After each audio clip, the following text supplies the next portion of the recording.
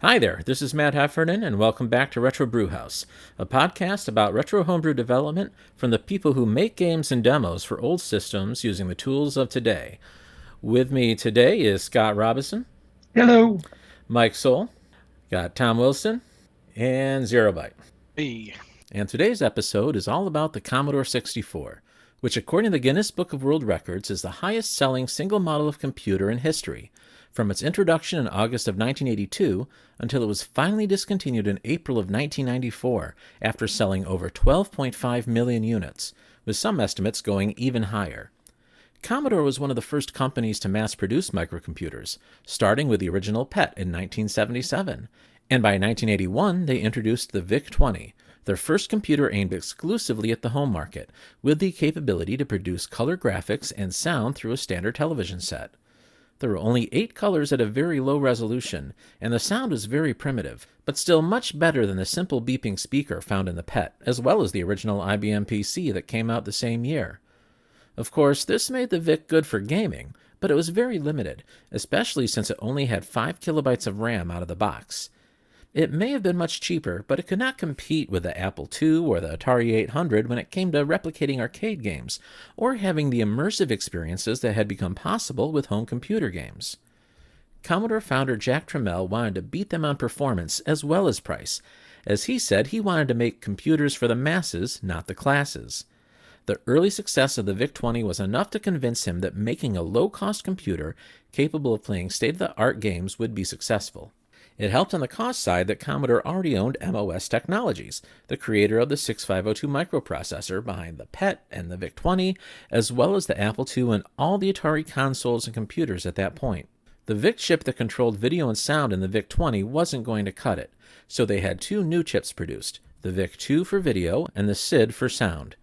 This meant the Commodore 64 would have 16-color graphics, the ability to do bitmap as well as tile addressing, and support for hardware sprites, all in significantly higher resolution than the VIC-20, supporting 40-column text or bitmaps up to 320 by 200 pixels. And for audio, the SID provided very sophisticated programmable sound generation, with 3 independent voices and many different filters and effects that can be applied. By developing and manufacturing these chips in-house, Commodore was able to sell the Commodore 64 for only $595 initially, with the price soon going down even further. The 64 in its name comes from the 64 kilobytes of RAM provided on board, which was still higher than most microcomputers in 1982, even after upgrades. Also, like most microcomputers, it came with BASIC and ROM, which could be swapped with RAM and memory, along with other RAM being used by the BASIC interpreter itself, and by the VIC-2, getting you down to that famous 38,911 BASIC bytes free. But that was enough to really kick-start the homebrew phenomenon. More than any other system, the Commodore 64 inspired home users to become developers, and from the earliest days of the platform, game and magazine publishers would distribute homebrew games, which often became popular commercial games alongside titles created by major companies like Activision, and many startups that made their name with the Commodore 64, including Electronic Arts. Along with a very capable system, Commodore provided excellent documentation, including with the computer a user manual that went over how to use BASIC, and then a programmer's reference guide detailing how to get the most out of the hardware with not only BASIC, but with machine code. The more curious and ambitious homebrew developers used the Commodore 64 to learn 6502 assembly language, and use this knowledge to create professional quality games, as well as demos that really showed off what the hardware could do. The original demo scene was entirely centered on the Commodore 64, with the programs being copied onto countless cassettes and floppy disks and spread around the world. And even when Commodore stopped making the 64 and the rest of their 8-bit line, the homebrew community and demo scene never went away. Since the resurgence of interest in retrocomputing, these communities have only grown, and new games and demos are constantly being released, along with new hardware upgrades and replacements to keep these old machines going. So really, we talk about homebrew and how homebrew actually started. There's a reason why we're doing this podcast, and I think a big reason, especially in countries where the Commodore 64 was popular, it really started homebrew in a very small scale, in a very private scale, people creating games for themselves. And what actually came out of that was really the genesis of the homebrew movement. And the games, and then also really significantly the demos that were created for the Commodore 64.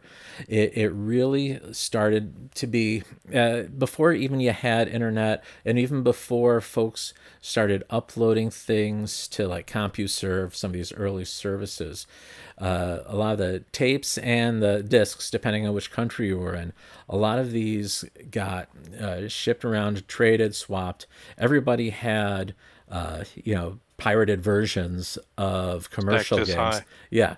So like everybody had a Commodore 64. I know it had like all the games, but some of those games were not commercial releases, and in fact, it was very common for people back in the day to have non-commercially developed games, and especially demos, because nobody was really putting out demos commercially. You weren't going, you know, to Sears and getting the latest demo from there. It was copied on a floppy disk, and but the homebrew games, the ones that were first developed, especially ones that were written in BASIC, were they were passed around like that during the day.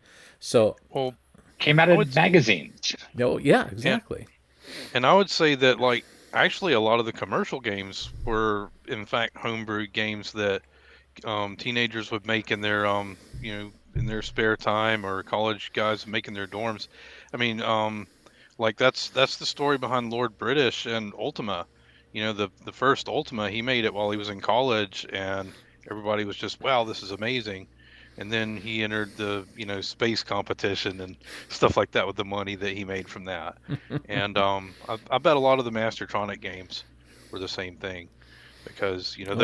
those are your like 3.99 game that you could enjoy for about 5 minutes and then be like, oh well, this sucks. But some kid somewhere was probably making pretty good beer money off of it. Yeah, You know, and I think that's the thing. And then even more so, we were talked about with the Atari 2600 that a lot of these games were developed by one or two people, and that was still the case with a lot of Commodore 64 games. That it was very often one or two people creating these games, and in some cases, a lot of the same people that made these Atari 2600 games. It was still a 6502 based system. So you had people like David Crane and all these other folks, especially at Activision. You had the Kitchen Brothers going back and forth, where you had we talked last time about how you had Gary did Ghostbusters for the Commodore 64, while Dan did the one for the Atari, and with David Crane just sort of being a producer of the games, but still really the development being done by a single person. And yeah, like I said, a lot of these individuals were kids. I mean, some still even in high school, and they were able to publish games either to magazines, which was really easy, where it was had to be basic code that somebody could type in a fairly reasonable amount of time. So you're just, here's a printout, and it was often mistranscribed, so the person typing it in had to like debug it and fix it just to get it to work. yep, But that was really how homebrew started, where the actual person playing it was typing it in. Like, I remember I didn't have a Commodore 64, but I had a bunch of friends and family who did. But even on my Tandy color computer, it was the same kind of deal, where there were type in things, little games and things that you could go in there. And a lot of times I wasn't even saving these games. I was just typing them in once and playing them, and then switching off the computer, and it was lost to memory, all that typing. Like, if I didn't care about it, yeah, it's like, all right, well, I just spent however many hours typing that in, and now I'm just going to let it go off into the ether because it wasn't that impressive. yeah. you know Well, Now, have you ever heard of Gary Kitchen's Game Maker No, I'm not familiar. Is that for the Commodore? for the Commodore 64? That was probably my favorite piece of software overall. It was actually a dev tool, and it had a sprite editor and a background editor and a music maker and a sound effect sequencer, and was a programming language. And I actually, that's probably, if I'm really honest, that was my first real game dev. I made some game where it was based off of, there was a Heinz ketchup commercial where the kid was imagining he was in a space fighter that was the ketchup bottle. So I made a game where you were shooting at the burgers and fries and stuff with the ketchup bottle, and in a way that was kind of my first homebrew experience.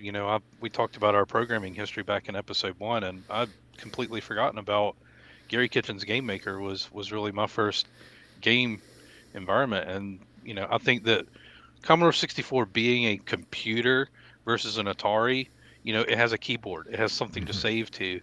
And so you actually get this idea that you have a chance of making stuff for it, even before years go by and the internet makes it where you can learn how to do it. Hmm. Um, Well, so that was, exactly, because you had books all over the place. You could buy Mapping the Commodore 64 and The Beginner's Guide to Machine Language, and there were all sorts of resources. Yeah, the programmer's reference guide, and even the user manual that was bundled in the box was an incredibly useful thing. You had the ability, even as a young kid or a teenager, to gain access to make this machine talk and dance at your behest, that you just didn't have that opportunity on Atari 2600 back in the day. Yeah, and I think, and also the book there, like Mike was showing, that's really instrumental because even more so than other home computers, the Commodore documentation was so well written and exhaustive that it made it possible for anybody at any level to come in and start making a game for it. Whether you were creating a very simple basic, you could just go in deep enough to be comfortable with the basic, or you could just fully go all the way in with machine code and understand how the kernel within it operates. Yeah, yeah, and Schematics. schematics. And yeah, and this is not a Radio Shack product. This is this is Commodore, Kmart. which is amazing that this is something that it wasn't just kept to professional developers. So say for the Atari 2600, that Stella programming guide that Atari made, that's not something you could just go buy at Sears.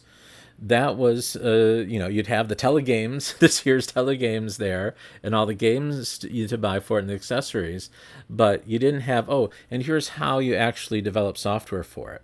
But you did have that for the Commodore 64. You had those books in the store.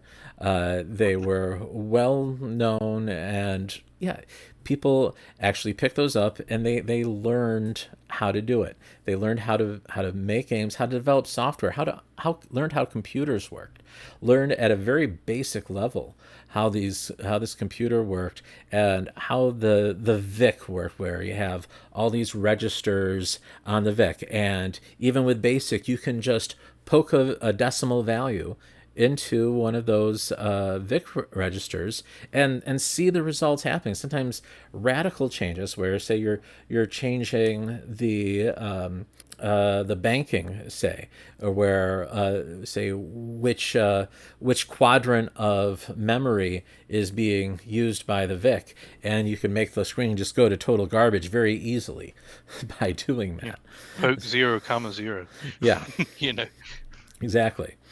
So yeah, and that's the thing. Yeah, if you did poke 0, 0, well, actually, that wouldn't be too bad, right? I think that would, if you poke something other than 0 into 0, that's where you'd start really getting into trouble.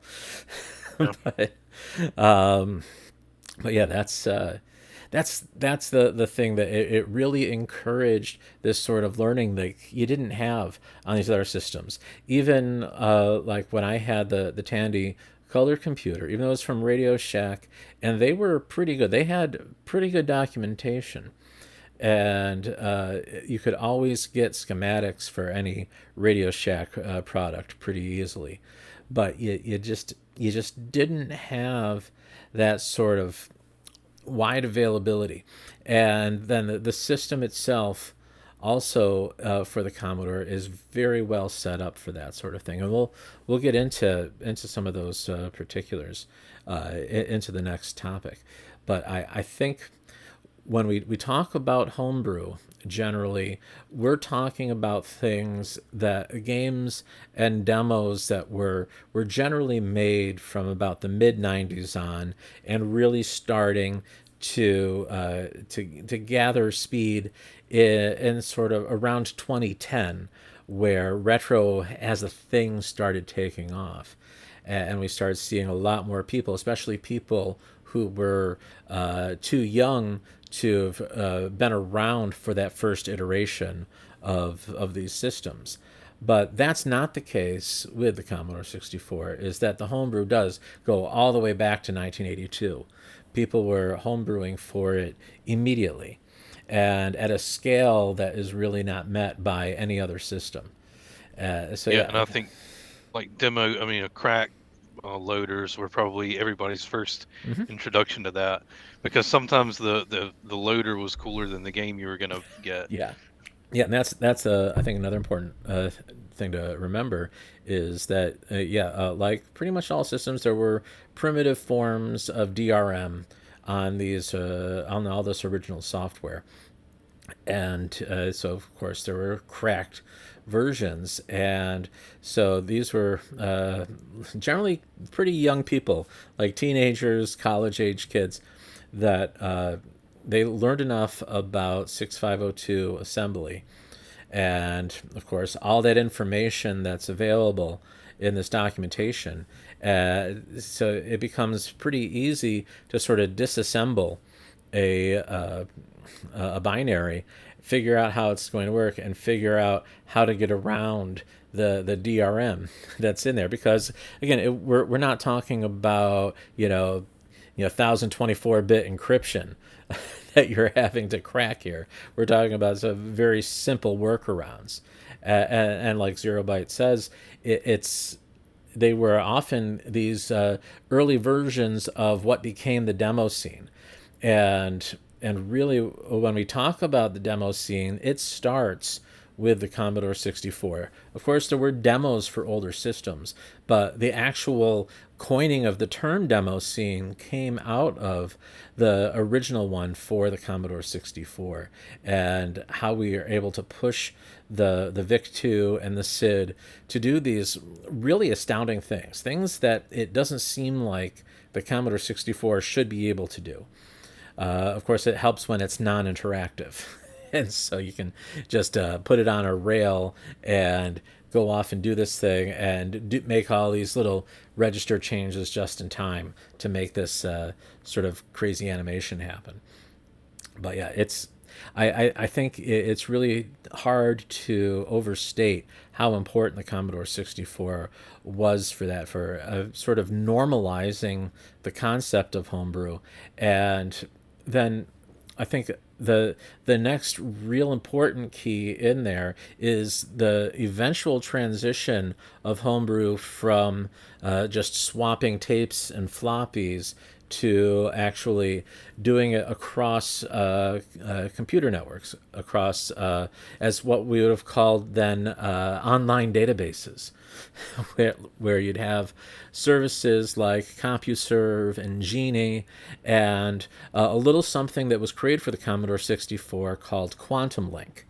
And you might know it better from its later name, America Online. It actually started as a Commodore 64 only service, and it just evolved into being what eventually became AOL, which of course was initially, like all these other services, a walled garden sort of thing that morphed into internet service provision.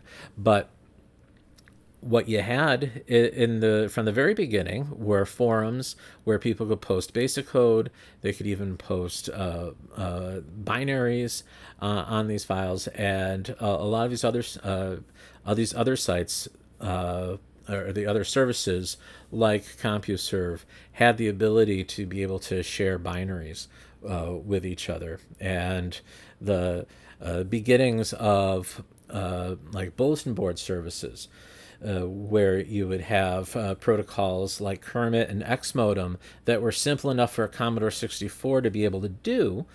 You were able to do all this file sharing, be able to upload and download files from these bulletin boards and all these other services. And then eventually all of that turns to the internet, and very few people really, even in the mid 90s, when the internet became a very big thing, and Commodore 64s were still in fairly common use, like still in their original lifetime of usage, that people weren't putting them online because you couldn't go to a web page on a Commodore 64, and that's what people wanted to do online. You could go into CompuServe and then maybe scarily telnet into a Usenet server and get on a Usenet news group and do something like that for sharing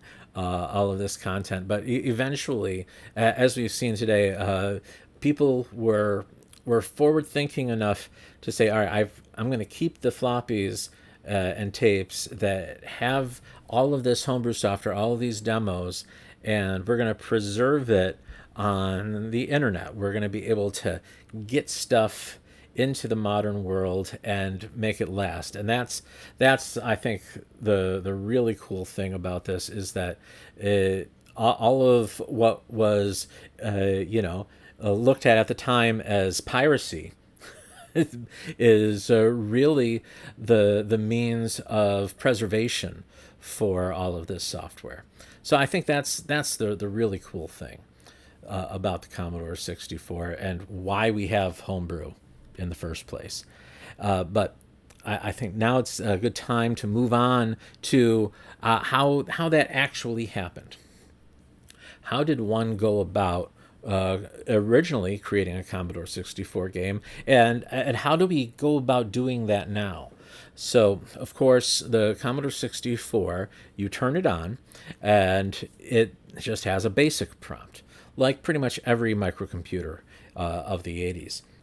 It's simple enough to do your hello world, 20 go to 10, 10. just do the hello world over and over again. But once you had the guide for interfacing, say, with the VIC chip or with the SID, you had all these. You had some basic commands for doing different graphical things, like changing the color of the text that you're putting out, and of course you had all the graphical colors on there, so it made it pretty, the graphical characters on the keyboard, so that you could change the foreground color and go ahead and with like inline in your basic code, sort of build the graphics of what's going to be in there by using the Petsky character set. But I actually did that just by drawing it on the screen, and then I'd go like backspace and put quote marks around it, and that was how I built my programs. And that's perfectly valid. That's a good way to do it.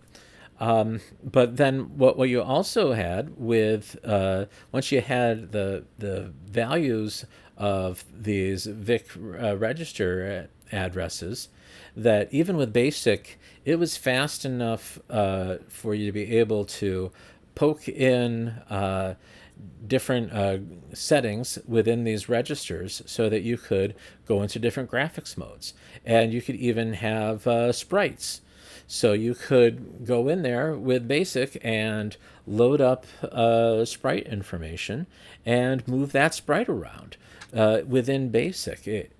It wasn't necessarily super performative, because you were having to do everything with this, everything's a floating point value BASIC. but you had the ability to make a basic game. Hey, look, oh, there's Tom. He's joining us from his vacation in Hawaii. So it's very nice of him to show up. Yeah. Yeah, I Now set the up my hotel room in Hawaii to look exactly like my my studio here That was a good idea. at home. you pay the extra luggage fees. Yeah. Well, actually, Worth it? everything traveled on that rocket. It looks like it's a little tiny rocket in my room, but that's actually about a half a mile away. Wow. That's an impressive It's camera you got radioactive, there. so you see it through the walls. But as far as like all the peek poke stuff, I would say that like as a kid, that was the thing that I could follow from the book, but it just never really sunk in exactly what it was I was doing. Mm-hmm. I knew that these were the codes you put in there to make something happen, but it never quite clicked that there was a box in memory and it was 53280, and whatever number you put there, the VIC chip just comes along and says, "Oh, that's the screen color. Oh, that's the screen Mm-hmm. color." It just that was the thing. And so like I typed in the thing that made the Commodore balloon go down the screen, and I could do that, and I could make my own sprite in that. But as far as putting a sprite in a program, the I was always amazed that you could hit run, stop, restore, and the sprite wouldn't go away. Or I could hit run, or I could hit stop, and the sprite would just stay there. And I could hit shift home, and it wouldn't go away. And it was just like, why won't it go away? Run, stop, restore, that made it go away actually.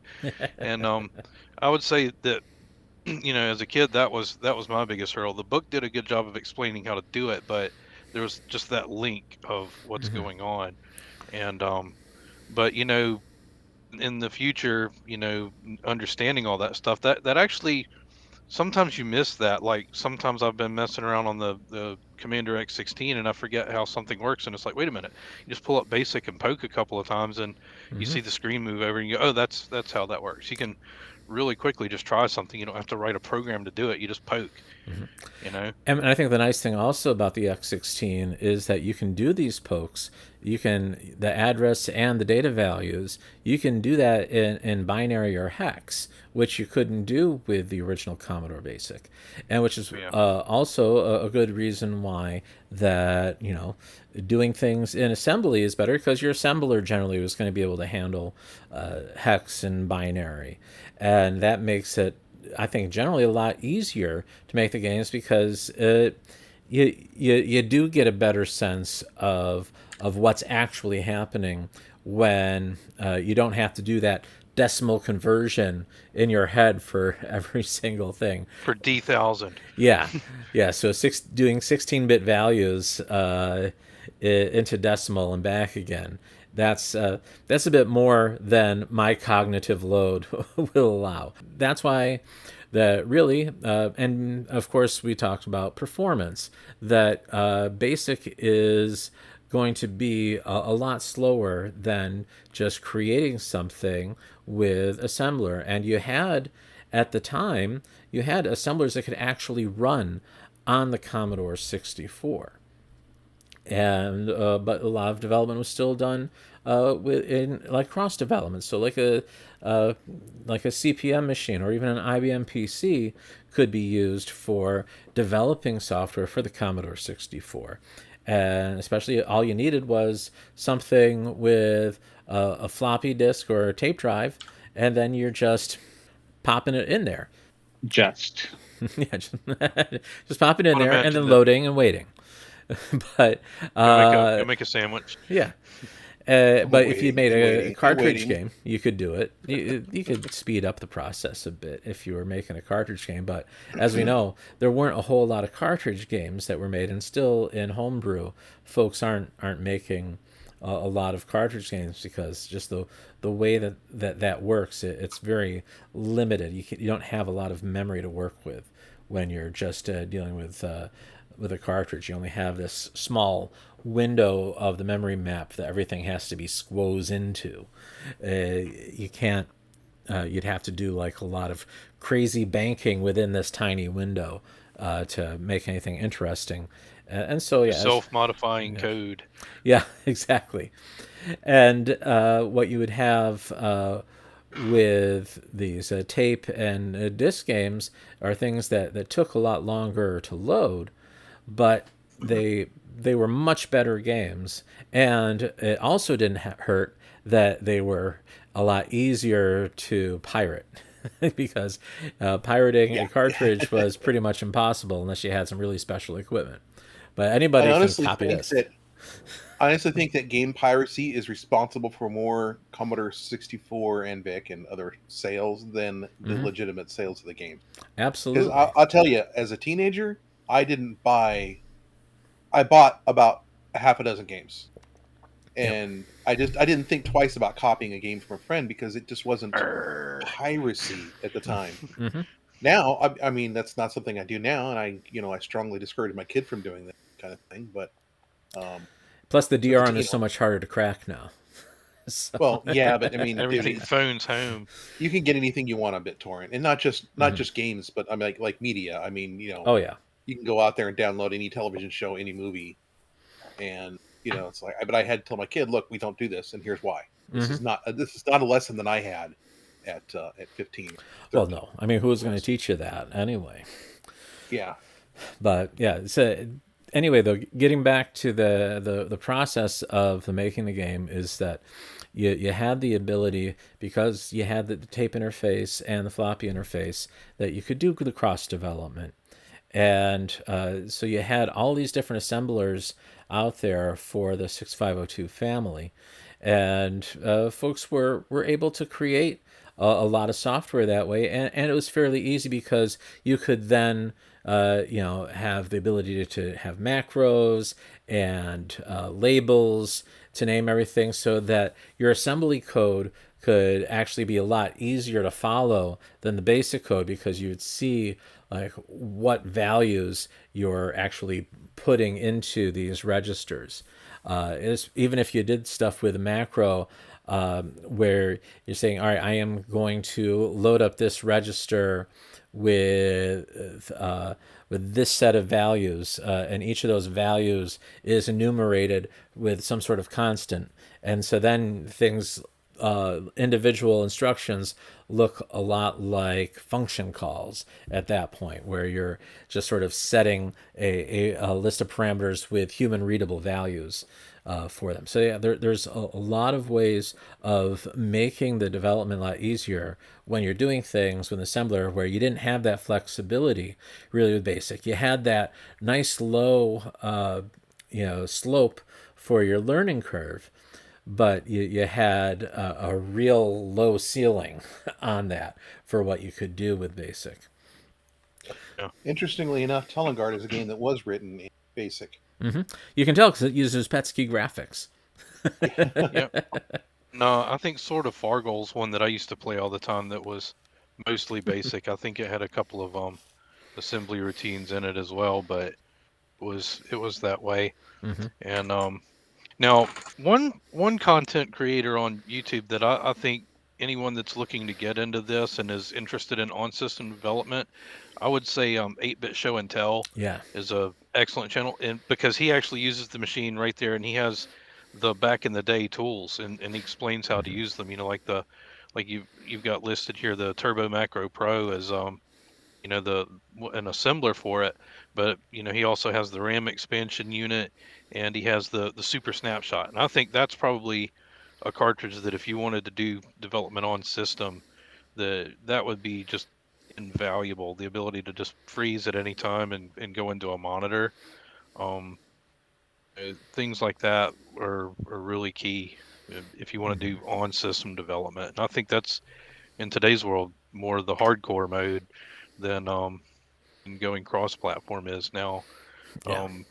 I started with CBM PRG Studio. Hmm. That was like my first foray into assembly ever was when I wrote Flappy Bird for Commodore 64, and I just decided that one day it dawned on me, I think I can do this now, because like I said in the first episode, I finished Human Resource Machine, and I realized that I had just been gamified learning assembly programming. So I said I'll try the real thing, and I went and found CBM PRG Studio, and it actually has an integrated debugger.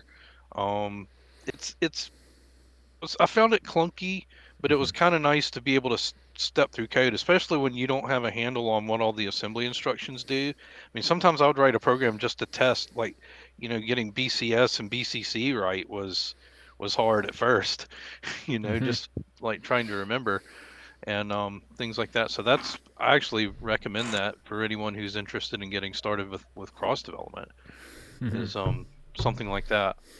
Yeah, and that's the thing. Also, when you have the availability of emulators now, especially the Vice emulator, which runs on most platforms, it has a fairly rudimentary debugger built into it. It's more of like just is sort It's of a a super version. monitor. Yeah, it's a version of the monitor, yeah, that you could get where you had the final cartridge that you could put into both. Actually, the VIC 20 had it too, but you had one for the Commodore 64, and it let you run a monitor on there and just do some very basic commands, but enough that you'd be able to set breakpoints and examine memory.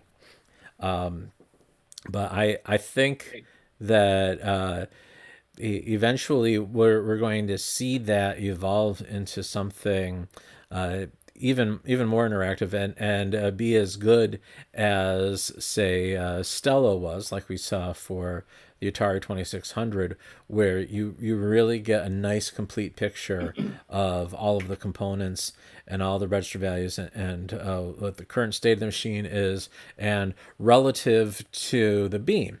So now, unlike the Atari 2600, you don't have to race the beam to make a Commodore 64 game. You can actually just set up everything in screen memory so that, yeah, I mean, obviously you want to do it on the interrupt so that it's being done during vertical blanking so that you're not getting any tearing or anything. But you can make a very good game and a very nice looking game for the Commodore 64 without having to do any sort of weird timing with the beam. You can have it all set up at the beginning of the frame and then just let that frame happen.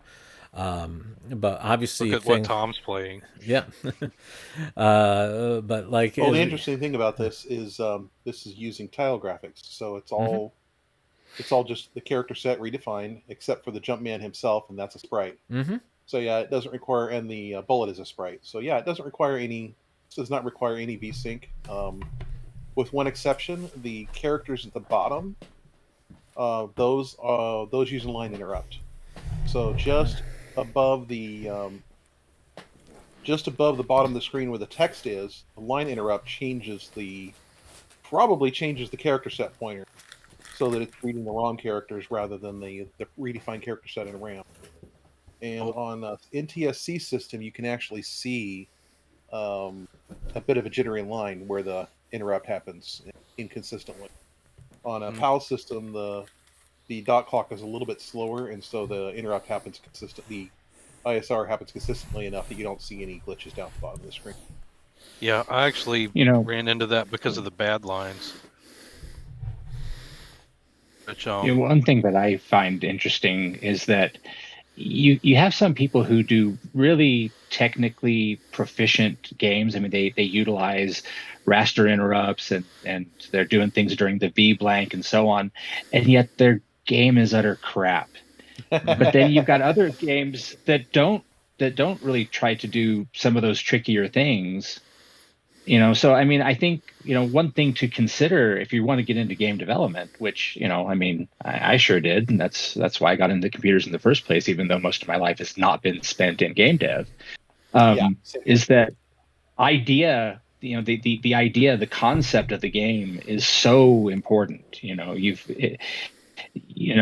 able to program your way out of a wet paper bag is only part of the equation. If you can't come up with a good, compelling game concept and mechanics, then it doesn't matter how awesome of a demo you can make. You're not going to be able to create something that's going to really motivate the player to acquire the game, play the game, get good at the game, replay the game.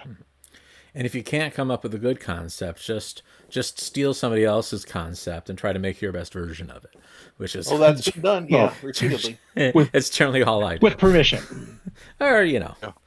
Well, it's the first what we might call a platformer game was Donkey Kong. Actually, what's Space Panic. interesting about that is Nintendo intended to create a game based on Popeye the Sailor Man, hmm and they couldn't get the license, so they created these new characters and created Donkey Kong. And at the time, they called it a quote athletic game. And but I mean, how many games in the world, including this one, can credit their origin to Donkey Kong yeah, and the side scroller in general, because or the platformers in general?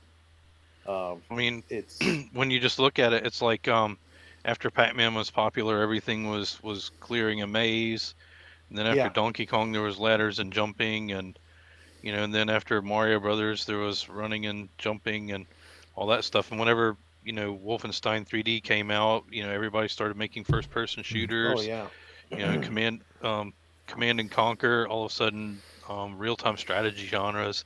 I mean, that's where a lot of this stuff comes from. But Batman I Begins comes out and everybody starts making terrible superhero movies. yeah.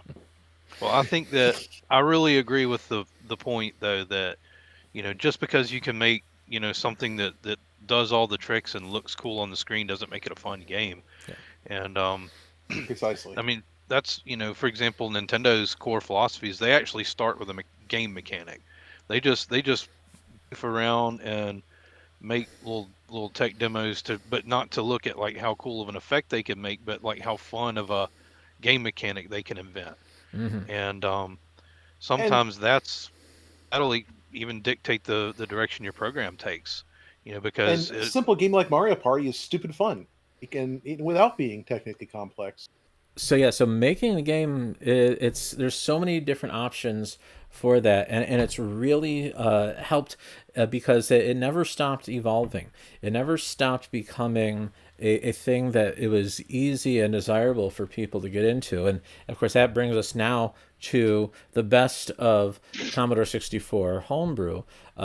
Obviously, going all the way back to the beginning, we had lots, but I think we're going to talk a bit more about some of the more recent things that have developed, and some of those actually depend on special hardware to be involved. Obviously, you want to have faster ways of being able to load the games, like say a Pi to IEC connection, so that you can or not that'd be Scott's thing. There's the SD to IEC, which is the just a primitive version of Scott's ultimate dream of the Pi to IEC.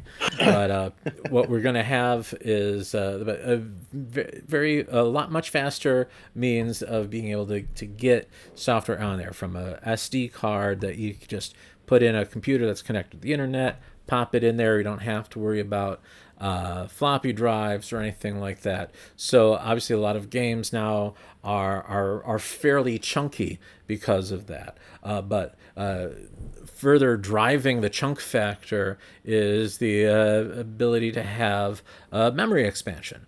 So the RAM expansion unit is now becoming a very common requirement for these newer homebrew games. And of course, Scott here with us today. Oh, there it is. This he has developed a version of David Murray's Attack of the Pesky Robots. He created the Commodore 128 version. We may talk about the 128 specifically in a later episode, but that was using some of the additional capabilities of the 128 beyond the Commodore 64. But then you made the version that worked on with that RAM expansion unit, or the RAM expansion unit. So Scott, why don't you tell us a bit about how you got this together and how you think it came out. I'll answer the second question first, and as I think it came out really well. When after I did the 128 version, David and I were having a conversation one day, and we were talking about Super Mario for the Commodore 64, and other things that require, or not Super Mario, Sonic the Hedgehog for the Commodore 64, um, and how they were using the REU, and how just the public was clamoring for REUs now all of a sudden because of this thing. And so we just kind of decided to test the waters and see how it could work on the Commodore 64. The problem with the Commodore 64 versus the 128 for Petsky Robots, as I did it on the 128, was simply that of enough memory. 64K was not enough to hold all of the assets, all of the music, all of the maps, all of the things that came together. That the graphical intro screens, things like that. So where RAM was the one big deficit, we also couldn't do the second screen with the map, but that wasn't an essential part of the game anyway. We just decided, let's see, it won't take a lot of time to adapt the 128 assets to work on the C64. That was the beauty of porting the original C64 to the 128 in the first place, was that the two platforms were so compatible with one another that doing it in reverse seemed like that would make a lot of sense too. And as long as we had at least 64K of extra RAM, that we should be able to do it. And I found, we talked earlier about using emulators to do development and testing, and I found Vice, invaluable in doing this. Being able to set breakpoints and inspect memory, things that I would have never been able to do. And I didn't even know about the freezer cartridges back in the day that gave you some of those capabilities. But yeah, David used the Acme assembler. So it made sense that I should probably use that, since I'm porting Acme code rather than having to reformat it for another assembler. And by having that and an emulator running on my Windows 10 machine, I'm able to do a full build. In fact, my build process builds all the disk images at the exact same time. So in less time than it would have taken me to load an assembler on a Commodore 64, I was able to reassemble all of the source files and build disk images so that I could just turn around and immediately test it on an accelerated, quote unquote, virtual disk. So yeah, obviously I didn't come up with the game mechanics or concept. That was all David Murray stuff. And I'm not an artist, so I didn't come up with any art to speak of. And I definitely didn't come up with any music. But, I had all of those, paints on my palette, if you will, that I was able to combine into a cohesive whole that improved upon the original, which is really impressive when you consider the original goal of Petsky Robots was just to create something for the Commodore PET that had no graphical mode and had no color, so you were stuck with that monochrome character Petsky graphics. But it's been impressive to see not just my own versions, but all of these different versions of Petsky Robots, how they leverage the strengths and weaknesses of the individual platforms, all the way out to the ZX Spectrum, to put a similar but slightly different spin on the same intellectual property. Mm-hmm.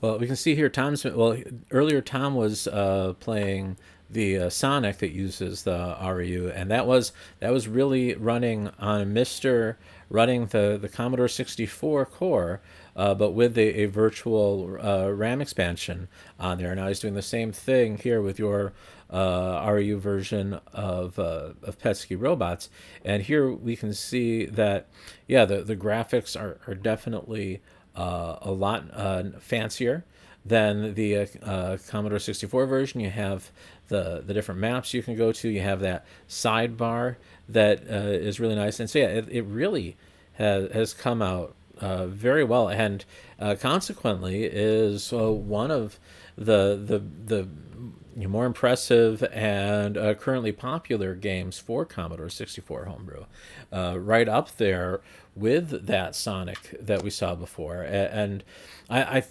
think I mean the RU it is. I mean, how much does it actually cost to get one of those things? Oh, I have no idea what they're going for on the market today, but I know they shot up a lot. A real RAM expander, a 1750 or a 1764, those I have seen them as high as like $300. And when I literally paid $350, I think, for one, Wow. in order to play another game that required an REU, which was Sam's Journey, and it only requires an REU on an NTSC machine. If you want to play on a PAL machine, you don't need it. Interesting. And the PAL machine being a computer that was sold in England or Europe, whereas the NTSC machines were all sold in North America, USA, Canada. So just because it's the NTSC has the faster clock rate, it just needs to have a little more RAM to. The difference is the NTSC is runs 60 frames a second, so there's less CPU time available than on a PAL computer. It's just that difference enough that that enough of a difference that some games just don't work properly. So it's just that you have 10 more frames per second to churn out. Yeah. You know, so the RAM expander, what it does is it doesn't actually load level data into the RAM expander. All it's used for is for the DMA, just because it can copy data around faster. Okay, so just when Sam's Journey came out, there were no RUs to be found anywhere. I bought the only one that was on eBay for over the course of months. Then the next batch of the Ultimate 64 came out. The next batch of the Ultimate 2 Plus came out, and individual computers started manufacturing the Turbo Chameleon again. So if you want to get a RAM expander, don't go looking for a Commodore 1750. Go get an Ultimate 64 motherboard, and I will show you later what my Ultimate 64 looks like. We'll get to pop it open and take a look at it. Get yourself a Mister, or get yourself a. But as far as using real hardware, the best device is the Ultimate 2, that also known as the 1541 Ultimate. So for the Mister core, though, now if a game requires the REU, is that just an option on there? Is there metadata for it? And honestly, the Mister is probably the best, aside from the Ultimate 64. The Mister is the best implementation I've seen for the Commodore 64. Other than that, even in a lot of ways, it's better than the real thing because it's got extra features. You hit F12 on your PC keyboard, and it pulls up the regular menu here.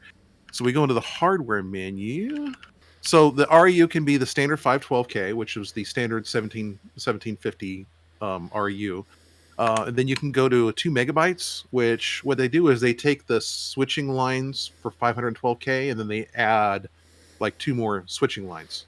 And they use another control register that's and then you can go up to 16 megabytes by just adding more switching lines by using other bits that don't exist in a real REU but can exist by either adding hardware or in the FPGA form. So the REU in the Mister, the one on the Ultimate 64, and the one on Turbo Chameleon are all capable of going up to 16 megabytes. And you can load a lot of crap in 16 megabytes on a Commodore 64. And that is actually a really good point. The Commodore 128 version of Petsky Robots, it doesn't do any, B blank, vertical retrace timing. So you will see some tearing on the Commodore 128, but it's pretty minimal, and I felt that it was quite playable, even not being quite as pretty as it might have been otherwise. But having the REU available on the Commodore 64 in some ways actually improves on the 128, because that DMA chip is able to copy 1 byte per cycle, whereas on the Commodore 128, you wind up taking about 8-9 cycles per byte copied, just because of the limitations of the addressing modes in the 6502. Now, let's be fair. You can put an REU on a Commodore 128. Oh, absolutely, you If can. the RU was originally designed for the Commodore 128 and then backported to the 64. Right. And but I wanted to do something that would work on a stock 128, which is why Yeah. I Oh, took yeah, the absolutely. approach that I did. Um, I've even thought about maybe retrofitting REU support into the 128 version, but I'm trying to think what else could I add to the game that would, maybe Make it worthwhile. justify Yeah. that, other than the speed of refresh. And really, if you get into a really complicated portion of the map where there's a lot of variation and a lot of different tiles on the 128, that's where it'll start to struggle just a little bit because, if you move one tile left or right, for example, it has to redraw most of the tiles on the screen. But for most of the maps, most of the area is fairly repetitive, like these blue floors that you see here on the screen right now. So it's optimized to only redraw tiles that have actually changed when the position has changed. So really, I think most people, unless they're really, really focused and looking for the difference between the 128 and the C64 plus REU, they probably wouldn't even notice it. It's that, you know, I we were basically being able to take advantage of the MMU that exists, the memory management unit on the Commodore 128, really, compensated for the lack of a DMA chip in a lot of ways. So So I wonder now with the RU, if you had that, say on the 128, where you also have a little more speed possibly available, could you do something like have audio samples maybe in some of that extra RAM, so that then you could have instead of just using SID waveforms to actually to have nicer sound effects maybe? might be able to. That's not something that I hadn't considered because I've never. I mean, I know of games that used, I mean, Impossible Mission being one of the most Oh famous yeah. examples of something that used sampled sound.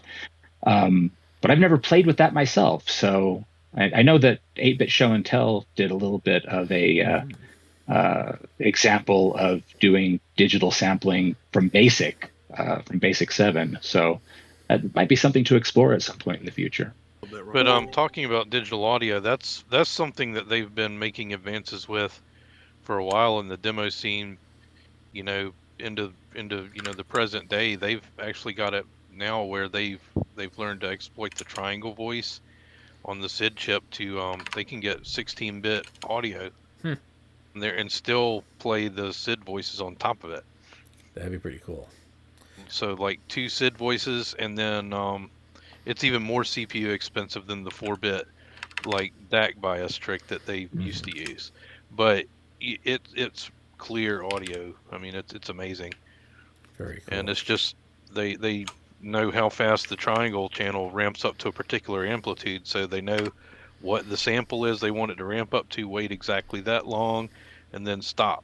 And now the triangle is sitting there at whatever level. They leave it there for one sample period and then do it again for the next sample. And so it's like stacking up checkers to the level of each sample in the data stream. And that's how they do that. It's very CPU expensive to do it. But of course, there's demos that have the iTunes guys, the silhouettes with the white earbuds dancing around on the screen while it's playing digital audio. Yeah. Talking about the demo scene earlier, that's been one of my frustrating things. I appreciate a good demo. I mean, I can appreciate the talent and the expertise that went into creating that, but a lot of those techniques are just not applicable for games, right? Yeah. I mean, you can't do an interactive thing with a lot of those demo tricks. So, oh no. I forget the term for it, but it's called FLI or the one that lets them scroll bitmaps sideways. That's one that came out of the demo community that games use for sure. Like what, Monsterland or I can't remember the name of it, but it's one they always show for Commodore 64, like the best ever type games. And it can scroll as fast as Sonic the Hedgehog, in bitmap mode. And it's all because what they do is they just keep lying to the to the VIC chip, like, nope, the screen hasn't started, the screen hasn't started. Now it does. And so it thinks it's on pixel 0 when it's really on, halfway through the screen, and then it wraps around. And so they can paint bits of the bitmap in it in a circular cube fashion instead of having to blit the whole thing over. So that's how they do that. Interesting. And All it's right, not Mike. compatible with all hardware. There are some Commodores that will crash if it runs that. Well, so now, Tom, do you have any other homebrew games that you can Oh, I was pull up about on to, the I was Mister? going to show off the REU demo. Yeah, let me pull up. What do you want to show off here? The word homebrew is kind of misleading for the Commodore 64 because a lot of games, a lot of legit games, were made by dudes in their living room or their basement. Oh yeah. Unlike you saw the Sonic game. Some dudes also did a Super Mario Brothers clone. I'm going to pull that up. Yeah. Why don't we bring that up? So it looks like Mario Brothers. Yeah. It looks like Super Mario Brothers. The characters are And slightly different size. I had the jump button in the wrong place. the sound is perfect too, by the way. The sound is really good, and yeah, it's a lot easier to port NES games to the C64 sound wise because the NES only has the oscillators in the NES are like really simple. It doesn't have a real synthesizer. It's just like 4 oscillators, and each oscillator only does one thing. An actual synthesizer, the term synthesis means you combine things, and to some degree, the Commodore 64's SID chip is an actual synthesizer rather than just being a simple tone generator, which is what the NES actually has. Well, I mean, this is really impressive. It's so close to the original. It's NES. really close. We sat here last week and went through a lot of this stuff off the. The thing is like the little things don't quite match up sometimes, like just like the timing, and the problem is I'm looking at a screen. I'm looking at my OBS screen, so everything's delayed by a couple of frames, which is why I'm gonna blame that on why I'm terrible right now, and not just the fact that I'm terrible. But it causes just a little bit of delay. Yeah. That's being terrible. That would be terrible. I mean, the big difference is the colors, because obviously you have more colors to choose from on the NES, but that's about it. Otherwise, especially if you're doing you're sticking there with that NES the sort of super tile mode where you had 3 colors for a 2x2 tile area, and that's you can easily do that with the Commodore 64, just assuming that you're not going to have any 2 colors in there that are too similar, that you don't have like 2 different colors on the Commodore to hit that. If you'll notice, the motion in the animation, like the character animation, is the same. I mean, it looks like they just lifted the graphics straight up, but like his motion when he jumps, is absolutely smoother on the NES. Oh yeah. He jumps smoother, and there's little things like his little physics of when he moves and slides and stuff. Because like when I stop, you notice he doesn't just stop. He kind of comes to a slow stop, right? When he runs, his run speed, he runs a little bit, and there's some deceleration and like when I go back the other way, see how he kicks his heels, and those things just don't quite match up on the C64 version. Consider that like the NES scrolling is just like incrementing a register and everything moves. Commodore 64, you get to do that for 8 pixels. And then you have to blit the tiles over by a column. Yeah. Then you have to stop. And you have to do that 20 cycle per byte copy in order to move data over. Now, if you're doing it with, especially because if you're doing it vertically, you can't just you're incrementing by 40. And you're doing it twice because you're also copying your color data. And the good news is your loop is fairly small because you're only going to be doing 25 lines, so you don't need to do a 16-bit check for the copy. But still, you're talking about like 20 clock cycles per byte, as opposed to the NES, which stores a much larger map. I think the NES stores the entire map in memory, and all you have to do is just change where the display is looking at, and just keep changing where the display is looking at, because the whole thing's in ROM. We're looking at a ROM image right now with some stuff that's overlaid in RAM. You can't do that on the 64. Yeah. So there's a lot of things like that. I'm sure were made for some huge rewrites in the way the code was handled and the map management and everything else. Yeah, I mean, with the NES, you do have a lot of things that would definitely make it easier to do, especially when you're dealing with the sprites, because you have so many more sprites with the NES, and the scrolling mechanism is a lot smoother because you can just you only have to get the next column of tiles in that map as it sort of the window scrolls onto that. Yeah, you just have to fill in that one time. And it's just a few bytes of data that you have to get in there just in time. So it makes scrolling real easy. And they try to simplify it in that original Super Mario by not letting you back scroll, but it turns out to be just as easy to go backwards and forwards. So by the time I made like Mario 2 and 3, yeah, it was fine. But yeah, those things are legitimately a lot more difficult to do with the Commodore 64, which makes this these homebrew ports like we've seen with the Atari 2600.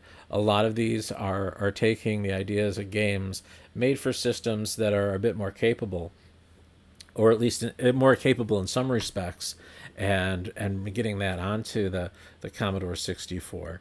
It's really quite impressive.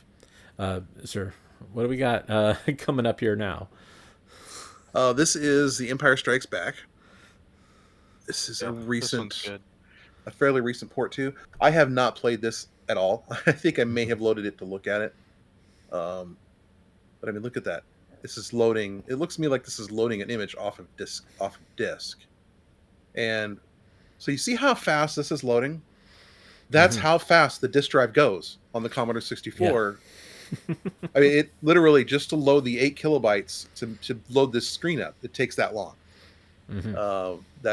I used to use the Paint program a lot, and it was called Doodle, and I remember I have watched that loading sequence hundreds of times as I loaded up graphics that I was working on and stuff like that. Mega style games. So this is definitely a homebrew. This is not a commercial port. I spent many hours playing the original commercial version of this. That was the non-awesome graphically enhanced one. Yeah. By comparison. Yeah. I think that's what we also see. In fact, the original arcade Star Wars is actually out there for the C64. It's terrible. Don't bother going and looking for it because it's awful. It's awful to play, but it's it exists. Yeah, Commodore's really not well set up for vector graphics. Trying to shoot these little trying to shoot the ATSTs. Wow, that's very impressive. For those who aren't looking on screen, there's parallax scrolling and bitmaps. Yeah, looks like bitmaps, but I'm sure it's tiles. And it's not just parallax, but we're talking about like 3-level parallax. Yeah. It's clever raster IRQs. Yeah. I mean, if you look, none of those layers overlap. Yeah, there's no overlap. If you look carefully, they don't overlap. Yeah. So you're actually exactly. I think it's using some. And I'm betting if we look carefully, we'll see that the it's kind of fun to tear this stuff apart a little bit. I'm betting we'll see. So like the mountain right here. No, it's not. I was expecting to see cyan color on the screen. Yep. Oh, I see what you're saying. Yeah, I mean, I had to do the same thing in my Sonic the Hedgehog demo for Commander X16 because there's multiple background parallax layers, but there's only one background layer in the Commander 16, and so use raster IRQs to split the background layer into multiple things. And the foreground is where the land and Sonic are. But yeah, I think this again it goes to show how these homebrew games are more sophisticated than the commercial release games because again, it was some guy who didn't worry so much about stepping on Lucasfilm intellectual property, went and made the best Empire Strikes Back game that he possibly could. It's really that's true. It's really quite amazing what people have done with this. So, this is Portal, and one of the things you'll notice about this system. There's a That look at that! I used to have one of those. Wow. One of the things you'll notice about the FPGA computer is when I pull the menu up, it doesn't actually have to stop the. I think I may have this set to pause on the menu, but it doesn't actually have to pause it. Yeah, so check this out. Because, excuse me, the menu is actually running on an ARM core, something that's basically like a Raspberry Pi that lives on the same die as the FPGA, but it's a separate computer. There's actually basically two ARM CPUs in there along with the FPGA chip. So the menu, all of the USB stuff, that all runs on the ARM. So see, I have start using 1351. I'm going to skip this because, so see, I've got a mouse running around. So see, I can now click with the gun. This is straight up Portal somebody created in 2D. Everything, but yeah, they did a pretty impressive job with it, and you wouldn't think that they would take a 2D platformer with the WASD movement and mouse aiming reticle type thing, but that just shows that if you spend some time on the play mechanics, you can make something work pretty well. And it's a little bit, the motion is a little bit jerky, but I played through the entire. It's kind of a demo in the sense that there's only a few levels, but this is a fun little playthrough. There's not a whole. The thing is, like I said before, calling stuff homebrew is really kind of misleading, because it's like the quote homebrew. You go to the Atari VCS, for example, homebrew. How many people are releasing commercial releases of Atari VCS games today? The answer is very, very few. Not a lot of people are making actual cartridges, the whole deal. Certainly no publishing house. Yeah. But there have been publishers making Commodore 64 games continuously, since the 80s.